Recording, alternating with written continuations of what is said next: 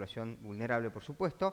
Vamos a hablar de este tema, pero también de cómo está funcionando el sistema de salud, cuestiones de paritarias, cuestiones de infraestructura, que siempre también son importantes. Está con nosotros el secretario del CITAS, del Sindicato de Trabajadores Autoconvocados de la Salud, doctor Julián Nasif. Muchísimas gracias por la visita.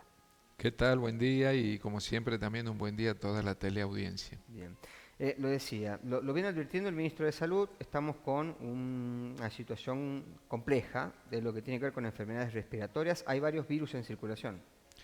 Sí, efectivamente, es como que en salud nunca terminamos de superar una situación y ya aparece una nueva, ¿no es cierto?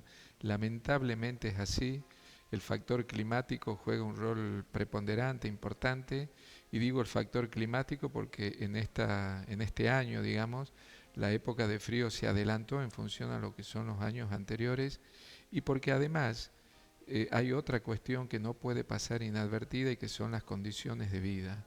Las condiciones sociales, sanitarias, económicas, culturales, tienen una característica determinada en nuestra provincia que hace que la agresividad del virus se manifieste en todas las personas prácticamente, cualquiera sea su edad o cualquiera sea su condición de vida. Hay una circulación viral que es el primer aspecto importante a resaltar, importante, esa circulación viral. ¿Qué significa la palabra circulación viral?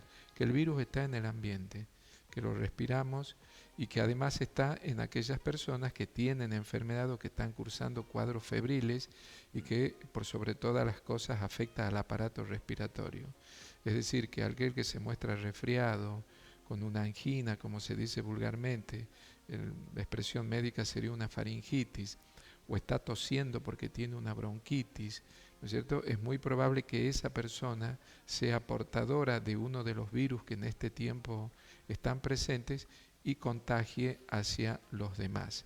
De ahí la importancia, ¿no es cierto?, de algunas medidas de prevención sobre las cuales seguramente hablaremos y que tienen importancia fundamentalmente en esta época del año. Y entre los virus que prevalece o que mayor circulación tiene en este tiempo aparece el virus de la influenza, que es el que produce la gripe. Claro. El virus influenza, que tiene distintos serotipos. Algunos años prevalece uno, otros años prevalece el otro, de ahí la importancia también de cómo se prepara la vacuna contra la gripe en cada nuevo año calendario, y es el que está generando, tanto en niños como en adultos, una cantidad numerosa de personas que padecen hoy en día enfermedades del aparato respiratorio. Claro. Pero el virus influenza no es el único. También están en circulación otros virus, como ser el que se denomina rinovirus, que puede ir desde el resfrío común hasta, en los más pequeños y sobre todo dentro del primer año de edad, generar la enfermedad que conocemos como bronquiolitis.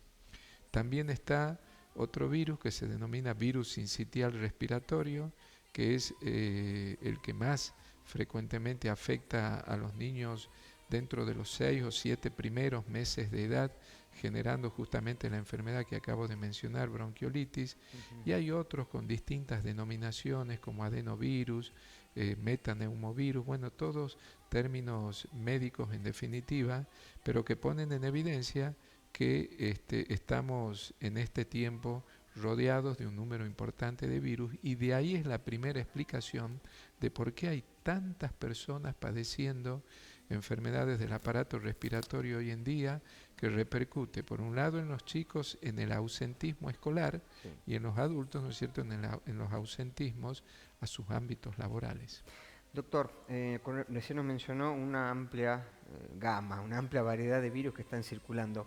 De allí yo quería traer a colación la importancia de la consulta médica, porque probablemente los síntomas, los primeros, los iniciales, sean muy parecidos en todos los virus. La importancia de consultar para saber también qué medicación tomar y obviamente qué recomendaciones tener en cada uno de los casos. Exactamente, ese es un concepto muy importante. En la mayoría de los virus, los síntomas iniciales son parecidos. Entonces, muchas veces, si no es por el profesional interviniente, resulta difícil para la persona común, digamos, poder diferenciar si se trata de una situación o se trata de otra.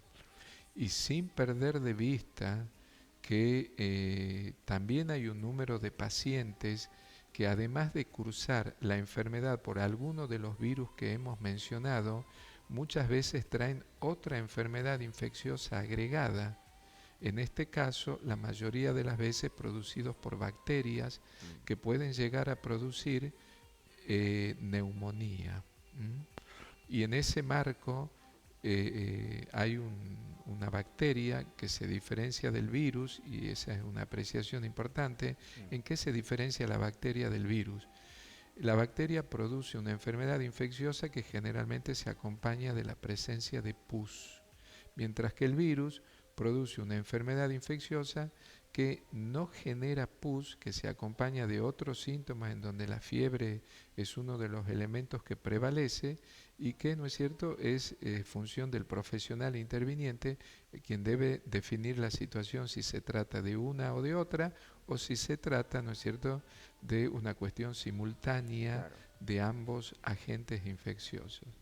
Entonces, ahí es donde adquiere importancia recordar una vez más la implicancia favorable que tiene la administración de las vacunas. Argentina y Tucumán, ¿no es cierto?, por constituir parte de nuestro país, es uno de los países en donde mejor calendario de vacunación tiene, calendario oficial de vacunación.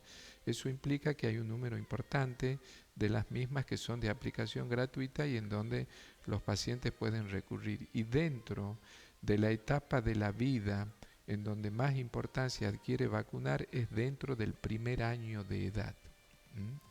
Entonces, tener el esquema de vacunas actualizado en función a los meses que va cumpliendo el niño a medida que va transcurriendo su primer año de edad, se van administrando un determinado número de vacunas que lo que hacen es generar las defensas o los anticuerpos necesarios para que ese niño no enferme de enfermedades graves como ser, por ejemplo, la que hemos mencionado, neumonía, pero también hay otras enfermedades graves que pueden ser evitadas por la vacuna, como es meningitis, enfermedades infecciosas en los oídos, y evitar de esa manera la aparición de otitis, que en los chicos dentro del primer año de edad es un problema que causa mucho dolor de cabeza a la familia porque el niño se pone en una situación de mucha excitación, de llanto continuo, de dolor persistente.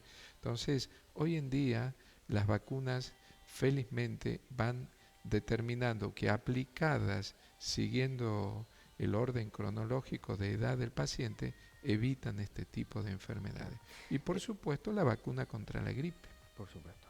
Doctor, volviendo a lo del primer año, ¿no?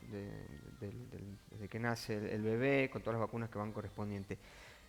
Para aquellos casos donde, por alguna cuestión de creencia o por alguna cuestión de falta de información, se decide no cumplir con el calendario, ¿qué consecuencias puede traer ese bebé que no es vacunado a tiempo? Bueno, las consecuencias pueden ser pocas en el caso de que el niño no adquiera la enfermedad, o pueden ser muy graves en el caso de que el niño adquiera la enfermedad.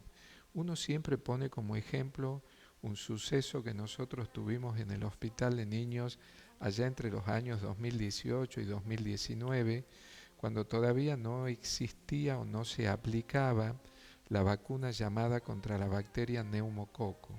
Porque el neumococo, además de producir neumonía a esa edad que estamos diciendo dentro del primer año, produce otra situación de enfermedad infecciosa más grave aún, que es meningitis.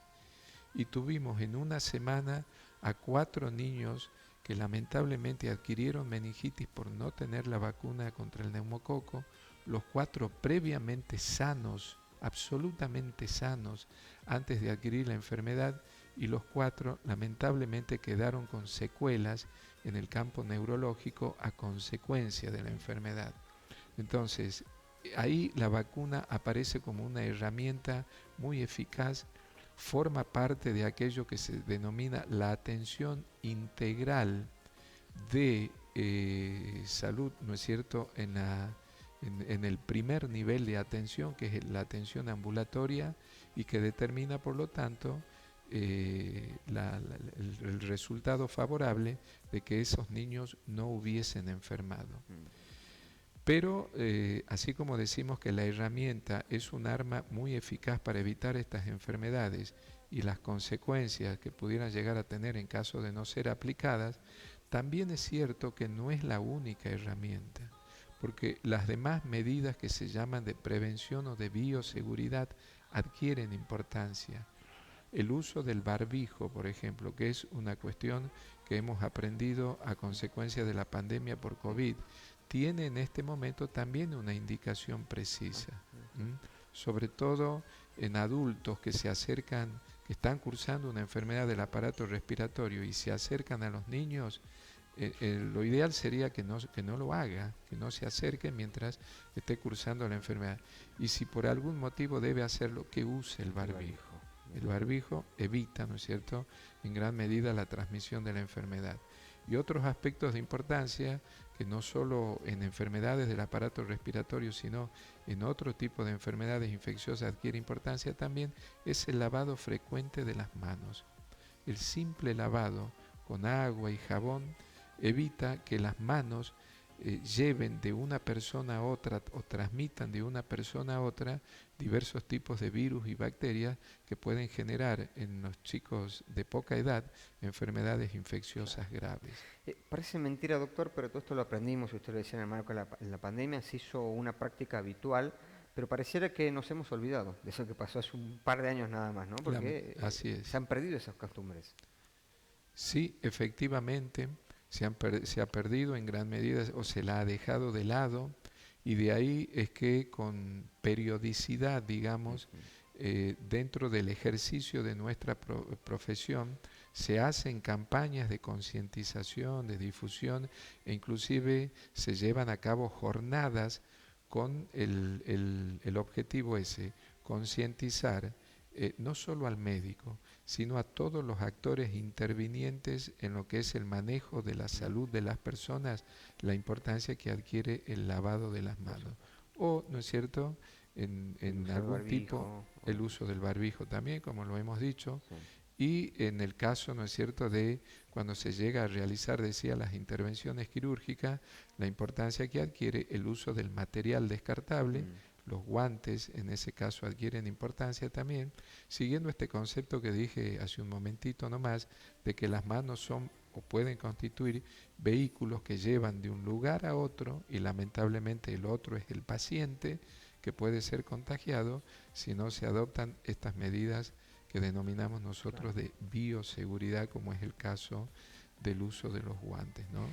El barbijo, el lavado de las manos, en definitiva, el aislamiento en el caso de aquellos pacientes que están cursando determinadas enfermedades virales. Hay un virus que puede producir bronquiolitis en los chicos dentro del primer año de edad, que se llama adenovirus, que tiene la particularidad de que se transmite de uno a otro con mucha facilidad, y si ese niño por la enfermedad propia debió ser internado, buscar un lugar para su aislamiento, que esté solo en el lugar y acompañado por un adulto, también es otra medida que indudablemente debe ser considerada y puesta en práctica para evitar mayores inconvenientes en cuanto a diseminación y contagio. Claro. Doctor, ¿se han recuperado los niveles de vacunación de las vacunas del calendario pre-pandemia? ¿Se ha logrado recuperar eso? En gran medida hay una concientización, salvo hechos puntuales que tienen que ver muchas veces con concepciones muy personales o individuales u opiniones con respecto a las vacunas, pero en línea general la familia de los niños sí se muestra dispuesta a la aplicación de las vacunas.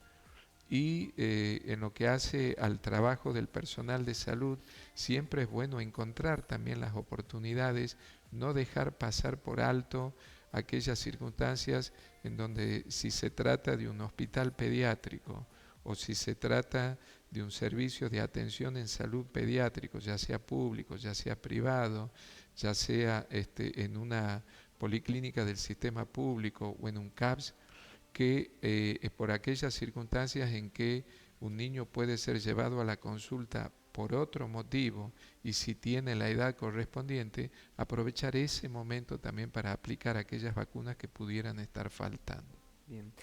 Doctor, me parece muy importante, recién ya lo hizo, nos marcaba las diferencias de los síntomas entre un virus y una bacteria, que a veces pueden inclusive confundirse para, bueno, la persona que no está Así es. especializada en la materia. Hay una percepción. Me parece que también tiene que ver porque algunos brotes de bacterias que surgió, por ejemplo, en un sanatorio privado acá en la provincia de Tucumán, generó mucho pánico, mucha preocupación. La percepción es que el virus se contagia más rápido, pero la bacteria suele ser más agresiva. ¿Hay algo de realidad en eso?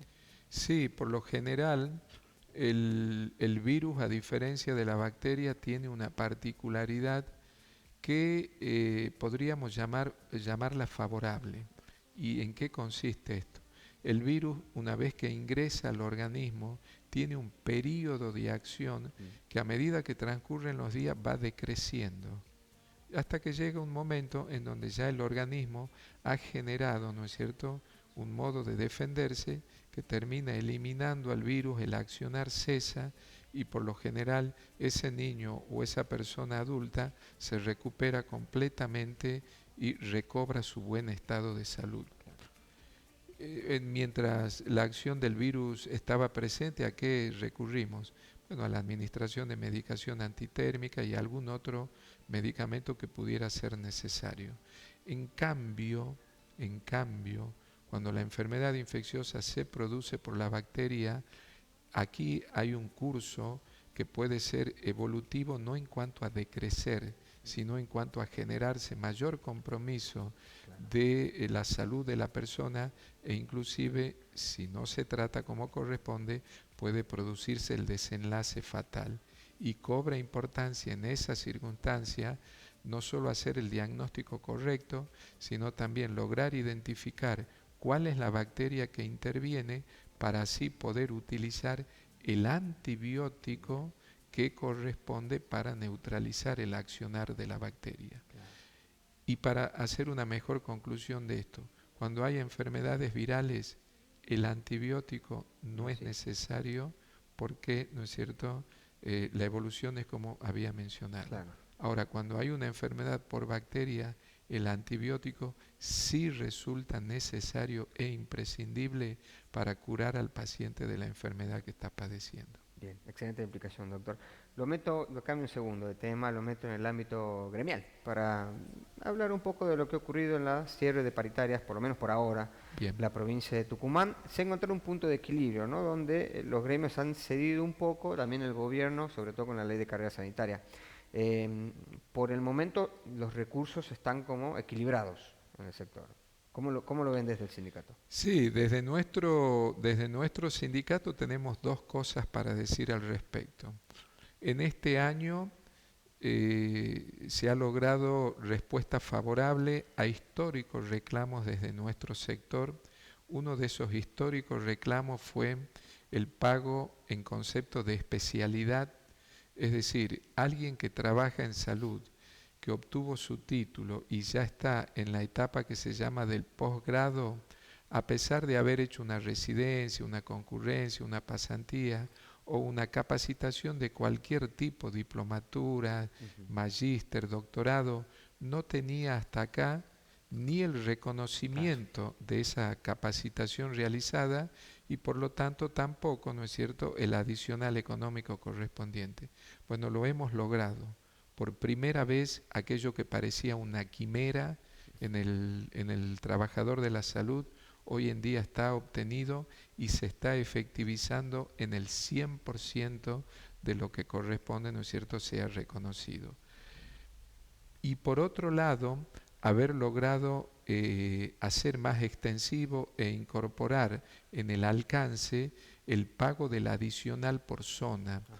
El adicional por zona es un dinero que, teniendo en cuenta el sueldo básico de quienes trabajan en el sistema de salud, tiene un porcentaje correspondiente de ese sueldo básico que se otorga a todos aquellos que actualmente realizan la actividad asistencial. Falta avanzar, para que lo perciban también quienes trabajando en el sistema de salud están dentro del agrupamiento no asistencial. Claro.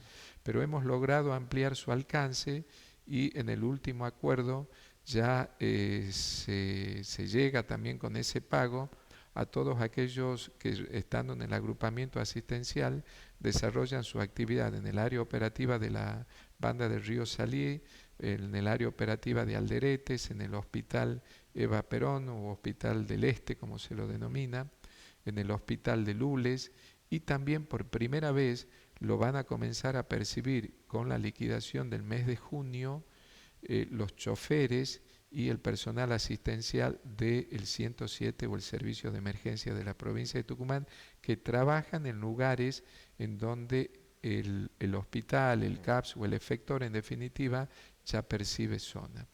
Pero hay una deuda pendiente, y esa deuda pendiente que como trabajadores de la salud estamos reclamando es que el gobierno de la provincia abone el 80% de lo que implica actualizar los coeficientes de nivel, que es un aspecto que está contemplado en la modificación de la ley de carrera sanitaria, que ahora en julio ya va a ser un año que se modificó y sigue estando pendiente esa deuda, que el gobierno lo sabe, el propio gobernador de la provincia escuchó desde nuestras bocas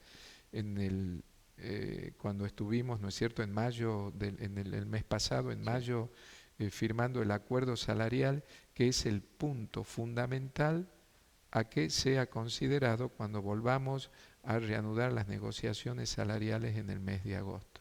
O sea, hay un 80% en definitiva del sueldo básico de cada uno de los que trabajan en salud que no están actualizados y que debe llevarse a cabo para así lograr tener una retribución salarial que sea acorde a lo que establece la ley vigente y que reconozca verdaderamente a nuestro sector como una actividad esencial tal como está catalogado. Doctor, muchísimas gracias por la visita. Gracias a ustedes y también un saludo como siempre a toda la audiencia. Nosotros nos vamos a una pequeña pausa, enseguida vamos a volver con más sala de prensas, vamos a hacer lo que es el seguimiento, por supuesto, de la discusión que se está dando en el Senado con la ley de bases y el paquete fiscal. Pequeña tanda, ya volvemos.